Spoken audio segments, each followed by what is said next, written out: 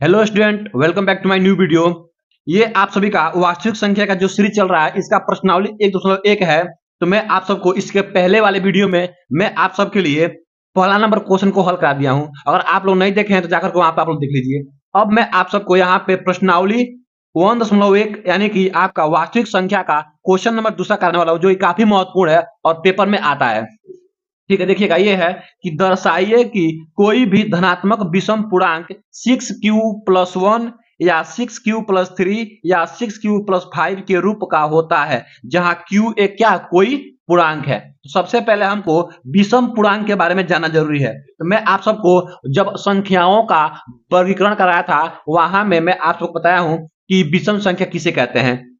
तो देखिए, विषम संख्या यानी कि आपका ऑड नंबर, विषम संख्या, विषम संख्या यानी कि आपका ऑड नंबर क्या होता है।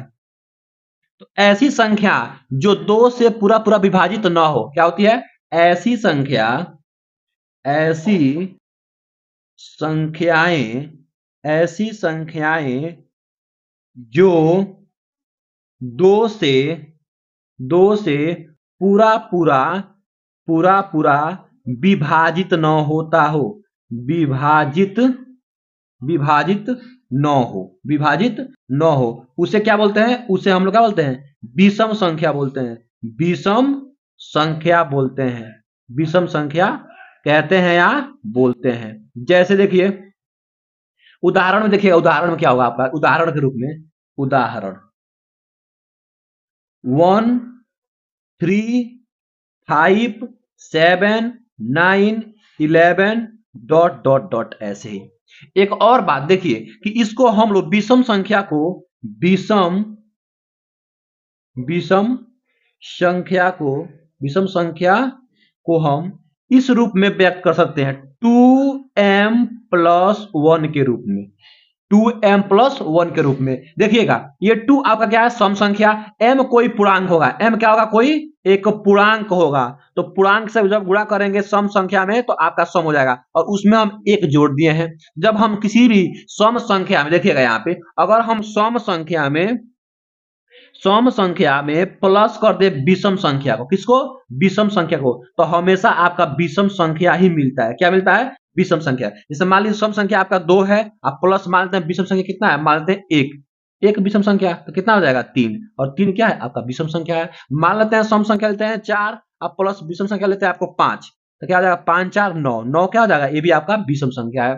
तो इसको यहाँ पे देखिए 2m हो सकता है, यहाँ पे 6m हो सकता है, कुछ भी हो सकता है यहाँ पे, लेकिन यहाँ पे 1 होगा, फिर क्या होगा? 3 हो सकता है, 5 हो सकता है, 7 हो सकता है। यानी कि अगर हमको विषम संख्या को देना है तो 2m+1 भी हो सकता है, 2m+3 भी हो सकता है, और 2m+5 का भी हो सकता है, और 2m+7 का भी हो सकता है। तो आइए हम इस क्वेश्चन को पहले हल करेंगे। देखिएगा, इस क्वेश्चन को क्या दिया गया है? दिया है, देखिएगा यहाँ पे, तो लिखेंगे क्या? दर्शाना है, जो आपको दर्शाना है, दर्शाना है। क्या दर्शाना है?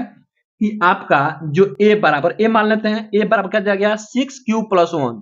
क्या दिया गया आपका?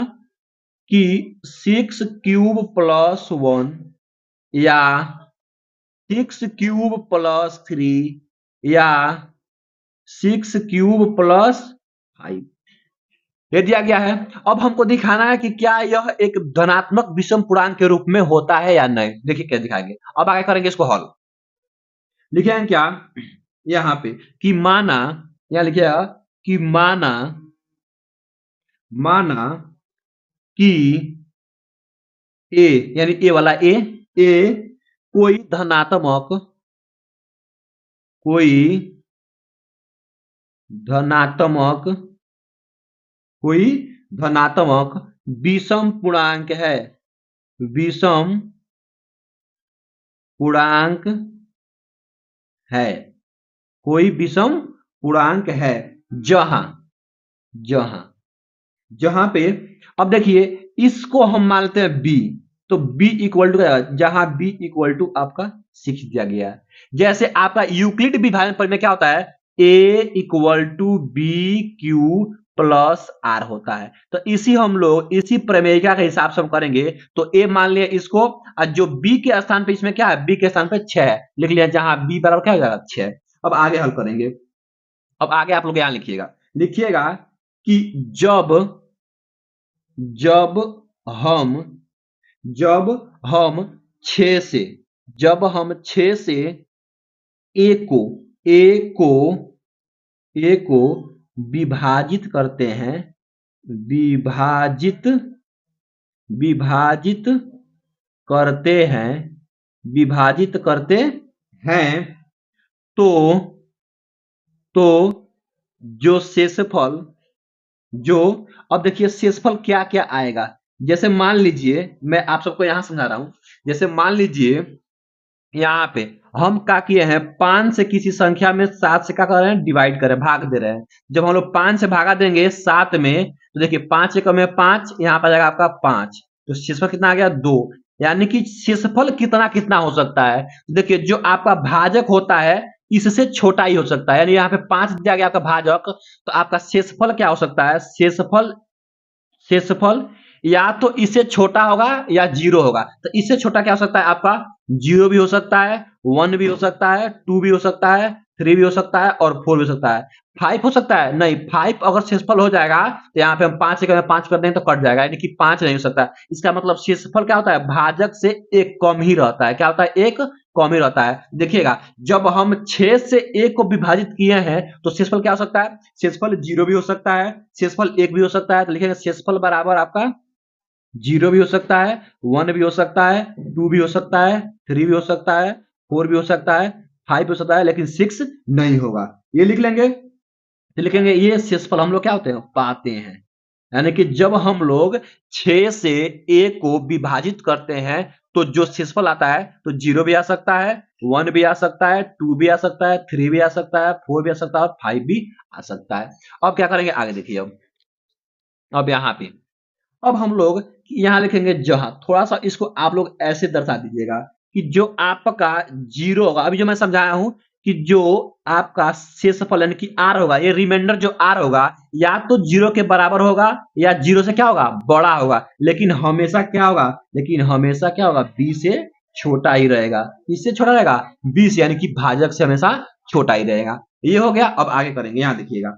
अब लिखिएगा आप लोग यहां पे कि यहां a जो यहाँ पे ए है यहाँ ए एक एक क्या है माने जो विषम पूर्णांक है। तो लिखेंगे क्या विषम संख्या है। जहां ए क्या है विषम संख्या है विषम संख्या है। जहां ए एक विषम संख्या है इसलिए लिखेंगे क्या इसलिए इसलिए शेषफल भी इसलिए शेषफल भी एक विषम संख्या होगा एक विषम विषम संख्या होगा। जाहिर सी बात है जब ए क्या है ए यहाँ पे एक विषम संख्या है तो इसका शेषफल भी क्या होगा एक विषम संख्या ही होगा। तो वही यहाँ पे लिख दिया आपके लिए कि जहां ए एक विषम संख्या है इसलिए शेषफल भी क्या होगा एक विषम संख्या होगा। अब देखिए आगे लिखेंगे शेषफल। देखिए शेषफल अब यहां देखते हैं देखिए इसमें सम संख्या भी है और विषम संख्या है लेकिन यहाँ पे एक क्या है ये विषम संख्या है। इसका मतलब आपका शेषफल भी क्या होगा एक विषम संख्या होगा। इसका मतलब ये 0 आपका नहीं होगा शेषफल 2 नहीं होगा क्योंकि ये सम संख्या है और ये भी नहीं होगा आपका सम संख्या है। तो शेषफल क्या होगा आपका या तो आपका शेषफल 1 होगा या आपका शेषफल कितना होगा 3 होगा या शेषफल आपका कितना होगा 5 होगा। यही होगा। अब देखिएगा जब हम लोग यूक्लिड विभाजन यूक्लिड विभाजन एल्गोरिथम का प्रयोग करेंगे। एल्गोरिथम से क्या होगा जब इससे हो जाएगा तो हम पाते हैं क्या हम पाते हैं लिखिएगा आप लोग कि हम पाते हैं क्या पाते हैं कि जब अगर ये आपका शेषफल या तो 1 होगा या 3 होगा या 5 होगा तो आपका क्या हो जाएगा तो आपका a इक्वल टू क्या हो जाएगा आपका 6q प्लस y आपका शेषफल इसमें क्या होगा ऐड हो जाएगा। तो ये हो जाएगा या क्या होगा या आपका 6 क्यूब प्लस 3 होगा। देखिए आ गया यहाँ पे या आपका क्या होगा 6 क्यूब प्लस 5 क्या लिखेंगे या आपका क्या हो जाएगा 6 क्यूब प्लस का 5। तो यही आपको क्या करना था यही आपको दिखाना था। लिखेंगे कि हाँ क्या लिखेंगे आप लोग? लिखिएगा हाँ, या आप लिखिएगा कि हाँ एक एक विषम विषम पूर्णांक को हम 6 क्यूब प्लस 1 या 6 क्यूब प्लस 3 या 6 क्यूब प्लस 5 के रूप में लिख सकते हैं। रूप में क्या कर सकते हैं? लिख सकते हैं। ठीक है, तो ऐसे करके आए। ठीक है, ऐसे कीजिएगा। तो यह वीडियो आपके लिए दूसरा क्वेश्चन आपका इसमें कंप्लीट हो गया। अगले वीडियो में आप सबको अगला क्वेश्चन कराऊंगा। ठीक है, फुल्ली सॉल्यूशन कराऊंगा। आई होप, मैं आशा करता हूं कि आप लोगों को यह वीडियो बहुत ही अच्छा लगा होगा। अगर वीडियो अच्छा लगा है तो वीडियो को लाइक कर दीजिए और चैनल पे नए हैं तो चैनल को सब्सक्राइब कर लीजिए।